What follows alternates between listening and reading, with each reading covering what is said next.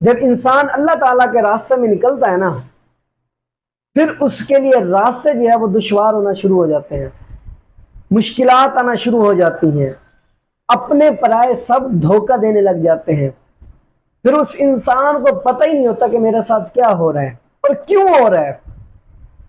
लेकिन यही वो वक्त होता है जिस वक्त वो अल्लाह ताला ने कहा है कि मेरे बंदे तूने क्या करना है, सब्र करना है। बाज़ औक़ात इंसान के ऊपर आजमाइश वगैरह आती है तो वहां से पीछे मुड़कर अपने उन लोगों के साथ चला जाता है जहां से वो आया था। लेकिन अल्लाह है ना, अल्लाह तो आजमाता है ना, फिर ही कोई मकाम अता करता है। जब इंसान के ऊपर आजमाइशें आना शुरू हो जाएं, अपने पराये सब धोखा देने लग जाएं, तो उस वक्त इंसान सब्र कर ले तो समझ ले कि फिर अल्लाह ताला वक्त आने पे उसको एक ऐसा